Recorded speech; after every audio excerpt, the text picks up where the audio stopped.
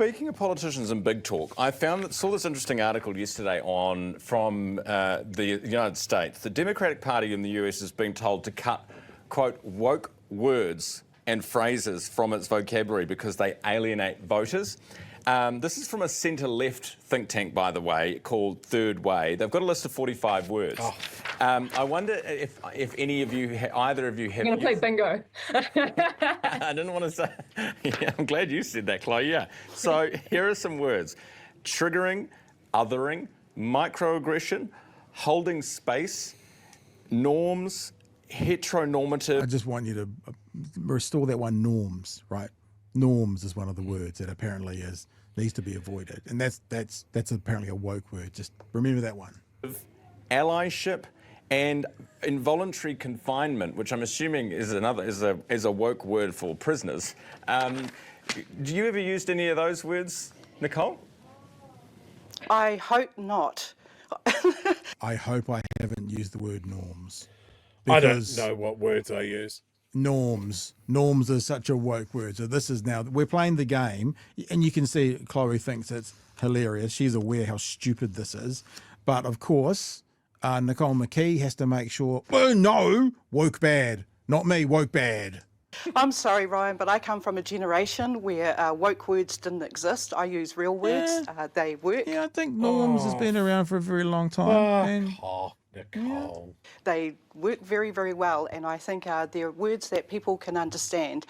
And it's that look from Chloe. That's almost like she's almost work like very, very well, and I think they're words that people. It's like, oh, bless. You're adorable. What an adorable thing to say. Because like World War II, Chewie, you never would have heard the word ally. Hey, like it's a new woke word. You never would have heard that in any armed conflict. But you can just see Chloe going, oh, you're doing the big thing. You're doing the big girl thing. You're doing the thing where, oh, Betty, good on you. It's adorable. I love Chloe in this. People can understand, and I really want to stick with those ones. Woke can go. Chloe, you are guilty of a lot of this. I expected that's where you were going with this, Ryan. But look, this is part of the reason that I have, over the last few years, been making the point, particularly, that there is no point... Sorry. And Chloe, I'm going to go back 5 seconds. Chloe, man, check out this point that Chloe brings up. Like, this is a ridiculous... This is like after the weather fluffy piece at the end of the news. And Chloe, man...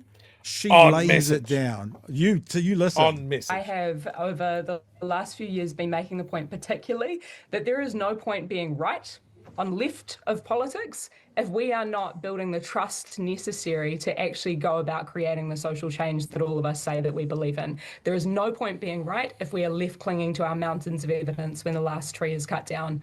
So I do think, of course, there's some meaningful and useful insights and debates that could be had around the kind of language that we are using, but let's come back to material reality. And material reality tells us that we have wealth and... You're about to hear the stupidest thing that's ever been said on a Ryan Bridge show around the words material.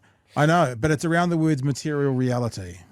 But let's come back to material reality. And material reality tells us that we have wealth inequality in this country that rivals, the aristocracy effectively. We need to deal with redistributing that so that everybody has the opportunity to participate in building a good life. And that's why the Greens are proud of the solutions that we've put on the table with the likes of our budget and fiscal strategy and industrial strategy. You admit, I probably shouldn't do it. And then the next bit is like material reality. What does that even mean? Well, it's talking about the tangible stuff in people's lives. We're talking about people's ability to have a house, have a roof over their head. Do you think... We're talking about people's access to schooling and to... It's real world. It's the reality. God, he's dumb. Yeah, it's the reality of material things. I thought I should probably get my book cover out. Can I get it out? Where's it going to pop up for me? Oh, it's going to pop up here. Here we go. Material reality versus culture war bullshit. I fucking love that meme. I love it. I always love it because it's absolutely true. Nicole jumped on the fact to go straight on the culture war thing of like, we never use these words. Like, when you were coming up, Nicole, what was the world like? Yeah. We still have leaded petrol? Is that why you are the way you are? Back in my day, you know, it's just the Facebook meme level of analysis that she has of like, you know, when I was a kid, we never had seat belts and we were all fine. Yeah, apart from the kids that flung through windscreens, you dingus.